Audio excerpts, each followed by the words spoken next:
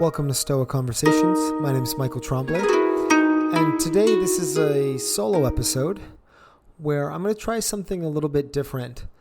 I'm going to go over a ranking of 10 Stoic exercises, and this is a ranking based on how effective they've been in my own life, in improving my life, helping me apply Stoicism, helping me deal with difficult situations.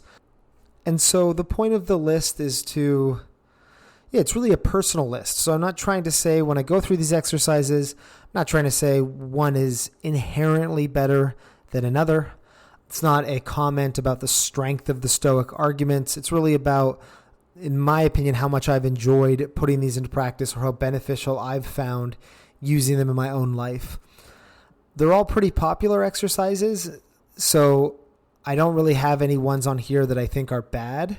So even the ones at the bottom of the list, they're just not my favorites. They're just not the ones that I like to use or the ones that I've found to be the most helpful. I just wanted to provide that context because something low ranking, again, not necessarily bad, just one that I don't enjoy. And so there'll be kind of two benefits here. One is going over these exercises. So there's, if you're not familiar with some of them, maybe you'll learn a thing or two. There'll be a new one or a different aspect of one that you already know that I'll discuss. And the other aspect is kind of getting some insight into somebody who's put these to practice in their own life. I've considered myself a Stoic in some capacity for probably close to 10 years now. And I've always looked at Stoicism as a way of life, even though I came across it in academic context. I was studying Stoicism in master's and then ended up getting my PhD in Stoicism. I was always at that time looking at it as, a way to answer the question of how to live. And so even when I wrote my PhD was on moral development in Stoicism. It was on how to cultivate virtue, the kind of exercises and training methods the Stoic recommends. So I'm really interested in these exercises. I'm interested in applying them to my own life. I'm interested in recommending them to others. And so I thought it'd be fun here to kind of recap them and then talk about the value or lack of value they've had for my own life. Again, really to emphasize what I personally like or don't like about them. Not trying to say you shouldn't use the low-ranking ones and not trying to say the higher-ranking ones are better, even if they don't gel with your style or your approach to Stoicism. So with that context in place, we'll jump into it. So here's ranking 10 Stoic exercises. So number 10, the one of my least favorite, and I should say all of these are pretty good. It's still all of these are ones that I still use. But number 10 is the view from above, or adopting a cosmic perspective. So this exercise, it entails viewing your experiences in life from a broad cosmic viewpoints, seeing events as part of the universal nature, not as, an isolated occurrence that's happening just to you, but seeing it as part of its broader context, and also expanding your view to understand the interconnectedness of all things. And so it helps to diminish the perceived importance of trivial matters and to reinforce your connection to a larger natural order. This is something that Marcus Aurelius consistently employs. He talks about viewing his life or the world from the stars, imagining yourself up in the sky, looking down on what was going on, and then asking yourself from that perspective, would these things still matter? Do these things have as much importance if I take on this view from above? And again, like I said, all these exercises are good, but this ranks low for me because it's not one that I really use. So it can be helpful when I get hyper-focused on myself or I catastrophize. Sometimes I do that. Sometimes I'll take the view from above and just kind of think, well, if I take a step back and I don't make myself the main character of this, is this such a bad thing? But it's really just like not part of my tool belt. It just hasn't clicked. It's not something I turn to when I'm in a moment of crisis. Maybe I could, maybe I'm missing out on something here, but it's just not really the Stoic exercise that I use. And that's why it's getting this low ranking.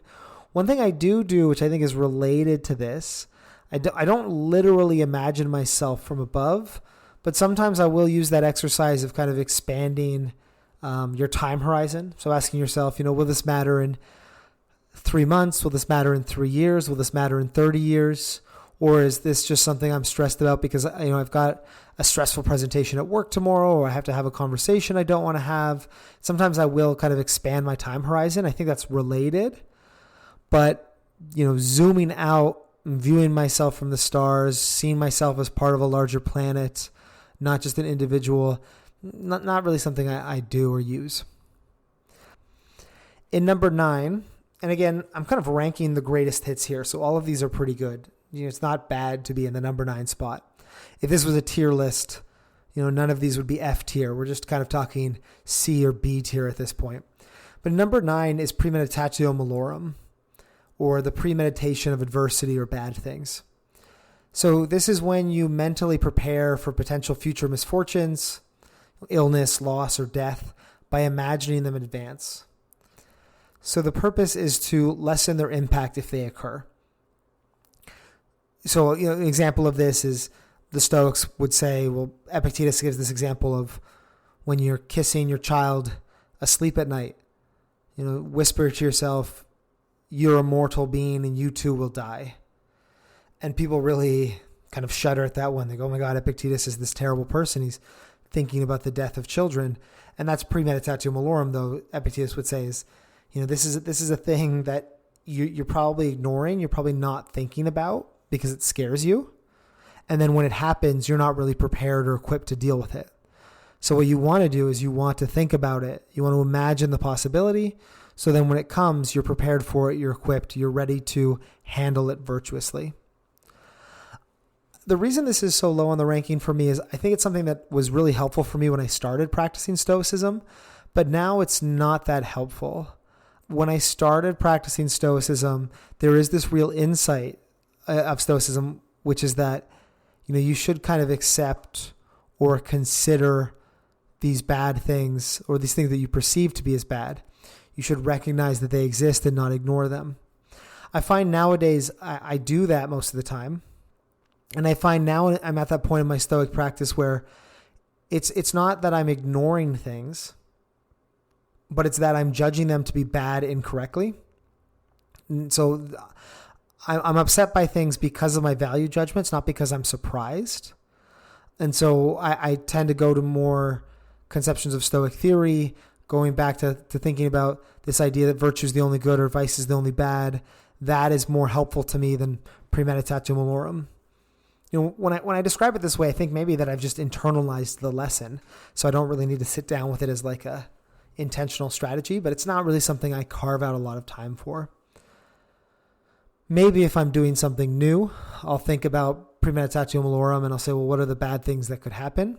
But that's related to a future exercise that I think handles that better than this one. So number 8 on the list, getting up into things that I'll do consistently, but I don't think are the most impactful or the most important single exercise. Number 8 on the list is voluntary discomfort. So this is when you intentionally do difficult things. You intentionally subject yourself to things that make you uncomfortable. This is the classic example of the cold shower. Seneca recommends sleeping on the hard floor or eating plain meals for a week or two every year, even though he's obscenely rich. And so the goal here is not to, you're not trying to be ascetic. You're not trying to undergo pain unnecessarily, like there's some sort of moral benefit to that. You're trying to prepare yourself for future pain, strengthen your mind against these future difficulties that you'll encounter.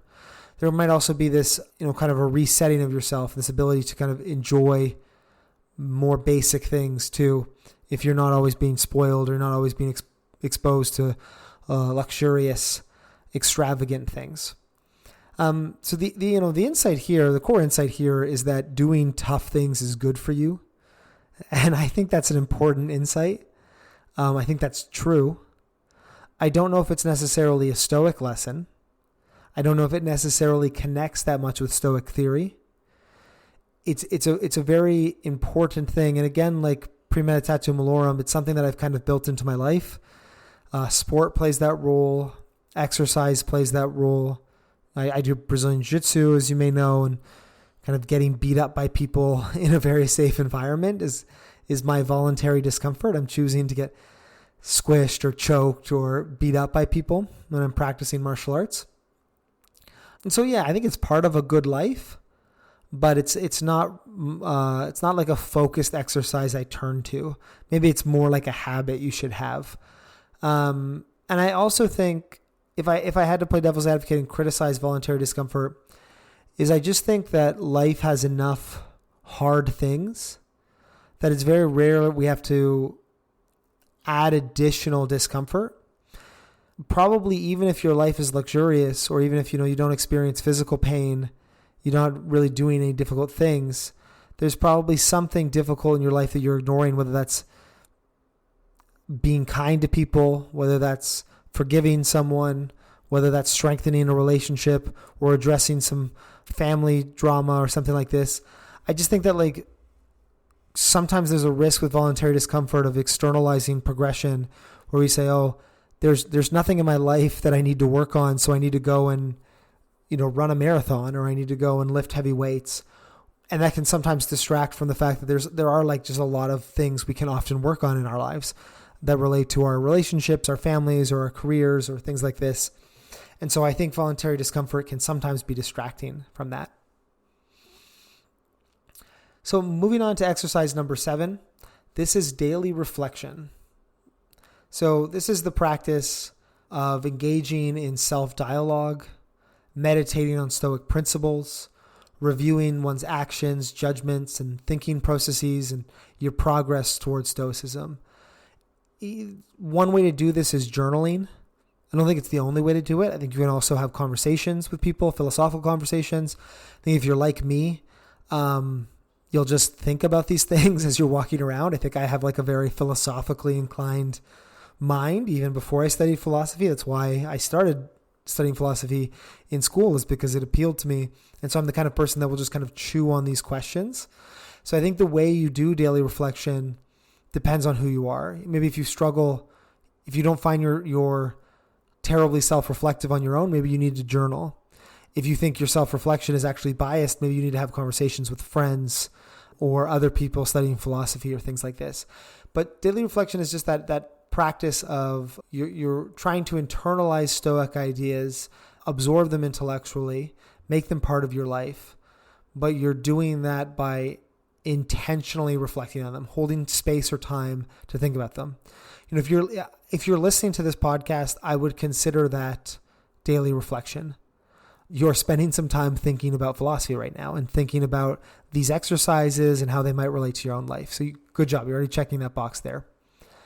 I think I do a lot of this already, and it's a good exercise, but it's almost like a minimum. It's almost like a baseline, I would say. So I think, you're almost not doing Stoicism unless you're holding time for reflection and self-scrutiny. And the other thing about it, the reason I say it's like a minimum, is it's also a means by which you consolidate what you've learned through other exercises. So, you're practicing premeditatio malorum, you're practicing the view from above, and then you sit down and you reflect and you say, well, did that work? Did that help my stress or my anxiety? Did I internalize the lessons that I was thinking about, what Marcus wrote about, what Epictetus wrote about?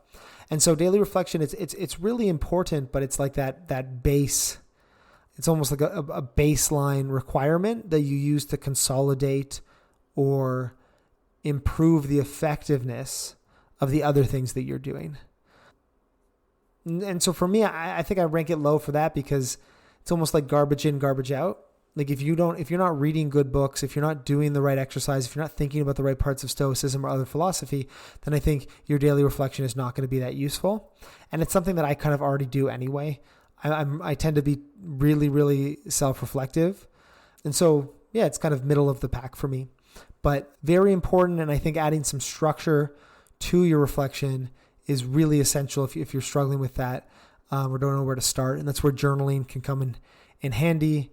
Writing ideas down, writing about your opinions about philosophy. It's a great way to consolidate what you've learned. So now moving into number 6, I think everything above this list, if we were doing a tier list, everything 6 and up, we're kind of in the A tier. These are things that I think are really transformative. Some of my favorite exercises, things that I find have been really impactful in my own life. So number 6 is memento mori, or remember death. And this is an exercise to, as like it sounds, build in an understanding of the fact that you will die into how you live and the decisions you make, and also overcome that fear of death, which is so common for so many of us. The Stoics don't think that death itself is a bad thing. Rather, the bad things associating death are our incorrect judgments, our fears. And so by accustoming ourselves to death, understanding that's a natural part of life, understanding that's a thing that everybody has to do, we can remove a lot of the negative feelings and associations with death, both for ourselves and for other people. Right? I was talking about that Stoic exercise early of reminding yourself that your child will die at some point, maybe after you, likely after you, but at some point.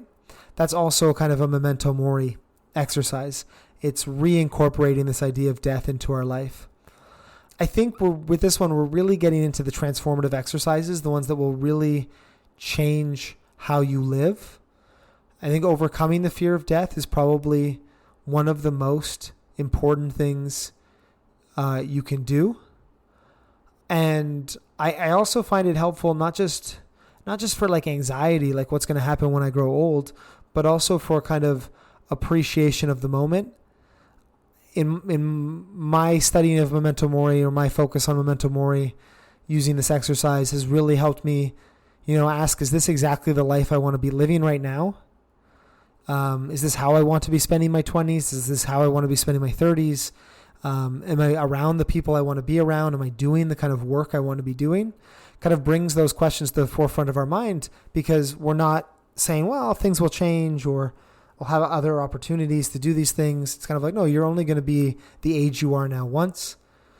You're only going to get to live this period of your life once, because you're on a finite timeline and you're going to die. And that doesn't necessarily have to be a bad thing, but that should inform the kind of decisions you make, and it should give a kind of intensity to your day-to-day action, and purpose to your day-to-day action. And I find that's been very transformative for me in terms of how I live my day-to-day. So exercise 5 is expanding circles of concern. The Greek for this is oikiosis. The oikos is the Greek word for a home. So it's really like, the Greek is like homification almost, means bringing more and more people into your community. That's the metaphor with the homification, is like, you treat people that live in your home, your immediate family, with a certain amount of care. And the Stoic exercise here, the ethical goal of Stoicism, is to expand that sphere of concern.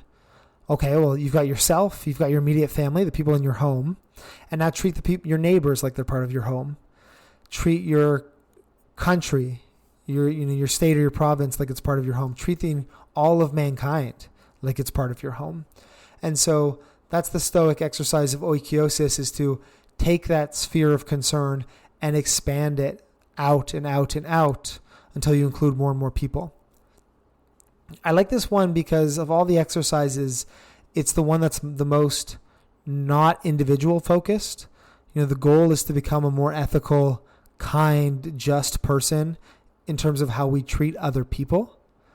I also think it's true. Like, I think it's a correct lesson that, or at least where I am, I don't extend the proper concern that I should for other people. You tend to become biased towards the people that are close to you, and you forget about other people or ignore other people.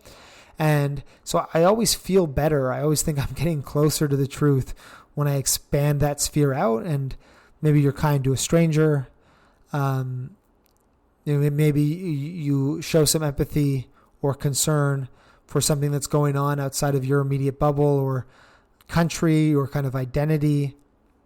And I always think that's like a right thing to do. It's hard to do, but that's kind of the sweet spot of the Stoic exercise for me, where I think, well, I have something to learn from this, finding it really challenging, but I have something to learn. And that's oikiosis. now moving up to the final four, I would say that these are the real heavy hitters. It's kind of the S tier for me. I think if you could practice any of these, you're well on your way to becoming a better Stoic and a better person. And so the first, number 4, that's the dichotomy of control, distinguishing what is and is not up to you. So we've talked about this a lot on this show. I'm sure most people listening are familiar with the dichotomy of control. That's Epictetus' this distinction between the idea that some things are up to you, some things aren't. And then the exercise part of it is that you should focus your concern on the things that are up to you, and you should practice detaching yourself from the things not up to you. And really, this is, I think it's the first part of Epictetus' handbook. If you had to distill Stoicism down to one lesson, there's a good argument this is the lesson to do, because the rest of Stoic theory kind of falls out of it. This idea that virtue is the only good falls out of that, because virtue is the only thing that's up to you, how you act, the decisions you make. That's the thing that's up to you. And then all these other things that disrupt people's lives, their concern about their social standing, their concern about their wealth or power, or how they're positioned next to other people, all of those things are things that are not up to you. And so there's that theoretical distinction. It's a good distinction. The exercise part is actually practicing caring about virtue and caring less about those other things, those external things. Caring about the choices you make and being okay if the results don't go your way. And if you can get there, you're most of the way to Stoicism. You've got a really solid foundation. If you asked me a couple years ago, I would have put this one higher. Probably would have been my number 1, but it's something that I think I've kind of made some good progress on. So it's not really at the front of my mind. I don't find it quite as challenging as oikiosis. It comes to me quite naturally now. And so it's a little bit less important in my practice nowadays. So that's the dichotomy of control, number 4. Moving to number 3 is what's called the reserve clause. So this is a little bit more technical, but it's basically when making plans of action, you add a reserve clause to it, kind of a conditional phrase, like if God wills it, or if that's a bit too theistic for you, something like, I will do this thing so long as I don't have to compromise my character, so long as I don't have to get upset or become too passionate about it. And so this allows you to both be committed and enthusiastic and engaged in the world. You're like, I'm going to do this. I'm going to go and I'm going to try my best at the sport game. I'm going to try really hard to be successful in my career. I'm going to, pursue this romantic relationship and hope this person likes me back. Any of these things that I think make up a good life, you've got to still be, even though the dichotomy of control is an important Stoic point, we've got to be going out and acting in the world and trying things and living our lives. But the reserve clause is the way to do that. It's like to have the commitment, but also not be unstoic and not go too far. And so Epictetus has this lovely passage where he's like, when you're about to go out to the bathhouse, and in ancient Greece, or ancient Rome, I should say, you think of the bathhouse, it's a social place, there's lots of people around. You think of going to the grocery store, or you're going to a water park or something like this, a place where you're going to be around people that are going to be annoying, that you wouldn't spend time with normally. You're just around crowds of people, and they bring all the great, but also all the awful things that crowds carry with them. And Epictetus is like, well, say, I'm going to go and I'm going to enjoy the bathhouse and spend as much time as I can there, insofar as it doesn't affect my character, insofar as I don't let it upset me. And so if you find yourself in a position where you're like, well, I just actually can't, I can't push any harder at this job. I can't, pursue this relationship in a way that is not going to affect my character, not going to lead to unstoic consequences, then, at that point, well, I've tried my best. I've done the things in my control. And if I go any further, I'm really placing my hopes and my expectations and things outside my control, and that's dangerous. So I love the reserve clause. It's a great exercise, something I need to practice more. It's really how you balance trying with stoicism. You will try and care until it affects your character, and it's a way to be stoic, but not just fully apathetic. That I think is the secret exercise to being a stoic that is still quite successful, engaged, and achieving things at the maximum of your potential. So that was number 3, the reserve clause. Number 2, my second favorite exercise, at the moment at least, is, I call it embracing challenges as training. You might also call it the obstacle is the way. So this is the idea of, instead of enduring difficult things, instead of cultivating resilience, you want to almost cultivate this perspective of anti-fragility. That's something we've talked about before on this podcast. Anti-fragility is this idea of I don't just survive things. When difficult things happen, they make me stronger. Epictetus uses the analogy of an athlete. He says it's difficulties that reveal what men amount to. And so whenever you're struck by a difficulty, remember that God, like a trainer in the gymnasium, has matched you against a tough young opponent. And so this is just this idea of, it's not, oh, woe is me, poor me, this difficult thing has happened. It's like, okay, I've been placed with a challenge. What can I learn from this challenge? How can I grow from this challenge? Where can it make me stronger? Marcus Aurelius has a line, paraphrasing this one because I didn't write it down, but it's the obstacle is the way, and his line is about how, the impediment to the path becomes the path. The obstacle becomes the way, essentially. And he's hitting on the same kind of idea there, that if your goal is just to improve your character, and you say, well, I'm going to improve my character by pursuing my career. I think that's a great way to make the best use of my talents and make a positive impact on people. And then you get fired or you encounter a challenging boss. Then if your goal was the good career, it's related to the reserve clause, right? If your goal was the good career, now you've got a problem.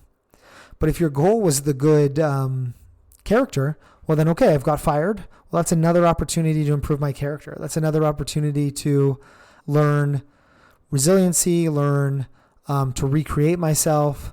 Maybe it's an opportunity to get a different job now that I know more about myself. And so the obstacle is a way, it's also a way of remembering the dichotomy of control, remembering that your goal is good character if you're a Stoic. And so these things that seem like problems, remember, they're not really problems, they're learning opportunities. Marcus has another metaphor of, be like the fire. Whatever gets thrown into the fire doesn't put it out, it makes it stronger, makes it burn brighter. And we want to be like that as much as possible. And what makes this an exercise is that you really need to reframe things. You need to put your reframing hat on and sit down and think about it carefully. Otherwise, I'll find myself just getting negative. I'll find myself getting really stressed or anxious. And so I have to take the time to reframe things. I have to really do it intentionally. But when I do that, it makes me feel better. So it has this emotional benefit, but then I also just think it's true. And I think it's more useful than being anxious about something. So it's one of my favorites right now. It's the obstacle is the way. And then number 1, my favorite Stoic exercise is the examination of impressions and assent. Might also call this prosoke in the Greek. That just means a kind of attention you give to what's going on. So this is the Stoic strategy that whenever you receive an impression, you want to recognize that you're receiving an impression, recognizing that might not actually be the case. You feel that way. You're arguing with somebody, you're arguing with a friend, and you think, wow, this person's being a real jerk right now. You get this impression, but that might not be the case. So it's first recognizing that what you feel is not necessarily true, and then pausing and then interrogating the truth of what you feel. Is that a correct judgment? Is that something I want to hold on to? Is that a belief I should form? As Epictetus said, he said, when you receive any impression, you should always say, hold on a moment, impression. Let me see what you are and what your impression of. Let me put you to the test. And that's what this exercise is. It's critically evaluating the content of these impressions before you accept or reject them. This stops us from spiraling into negative moments where we end up being angry or jealous or anxious or whatever negative feeling we can have. It kind of gives us a moment to stop those negative reactions. And it also gives us an opportunity to employ these other challenges we talked about. I think this is why this is my number one exercise, is because I talked about number 7, journaling. And for me, journaling is like, if you're already doing the work, journaling is going to make you progress faster. It's going to consolidate what you're already learning from Stoicism. But if you're not doing the examination of impressions and assent, if you're not doing prosoche, you're not having attention or giving attention to what you're thinking and feeling, then you just can't do any of these other exercises. All these other exercises require your attention. Obstacle is the way, reframing something, that requires your attention. The reserve clause, that requires your attention and your focus. If your attention is outside your control, you just can't do the other exercises. But if you master your attention, then the other exercises will be easy. And so I really think attention is the difference between Stoicism being theoretical and Stoicism being life-changing. It is the difference between theory and practice. Because if you don't intercept, I don't know if intercept is the right word, but it's like if you have to not allow your life to be on autopilot, is what I want to say. You can't just move through the flow of life feeling what you're normally feeling. There's no self-improvement there because it's just routine. You need to break the routine, and you break the routine through these exercises, but you only apply these exercises through attention, by thinking carefully about what you're thinking, interrogating what you're thinking, and then using one of these strategies we talked about today to break your routine pattern. Because if your routine pattern was good enough, you wouldn't need to practice. You wouldn't need Stoicism. So you need to kind of get in there, intercept those thinking patterns, apply one of these exercises, but you can only do that by being really reflective on what you're thinking, noticing your impressions, and controlling your assent. And so that's why it's number 1 for me. I just think it's mandatory. It's necessary, not just as a benefit, but as the foundation of all these other exercises and all Stoic improvement. So that was my list. One more time from start to finish. I had at number 10, the view from above. Number 9, premeditatio malorum. Number 8, voluntary discomfort. 7 is daily reflection, self-scrutiny. Also can include journaling in that bucket. Number 6 is memento mori. Number 5 was oikiosis, the expanding circles of concern. Number 4 is the dichotomy of control, distinguishing what's up to us and what's not. Number 3 is the reserve clause. Number 2 is obstacle is the way. And number 1 was the examination of impressions and then careful assent, or prosoche in the Greek. And so this is my list. These are some of my favorites. As I went through this, I realized going through this list that number 10 is view from above is great. It's a great exercise. I really did the greatest hits here. Maybe I should do another episode where I talk about some exercises I see on the internet or some things people talk about that I think are bad. None of these are bad. This is a ranking in terms of my preference, the ones that I think make the biggest difference in my life, the ones that I would want to keep if I had to give up any. And that's really those last, the last 4 or 5 of these. Those are the ones that I think I would really need to hold on to, where I think I'd be okay if I had to give up view from above. And that's really the kind of the idea of this ranking. So thanks for listening. I hope that was helpful. Hopefully learned a bit both from the exercises themselves and then also my reflections on practicing Stoicism and the effect they've had in my practice. Let me know in the comments or send an email which of these are your favorites. If you disagree with anything I said, happy to see how other people are putting Stoicism into practice. Thanks, everyone.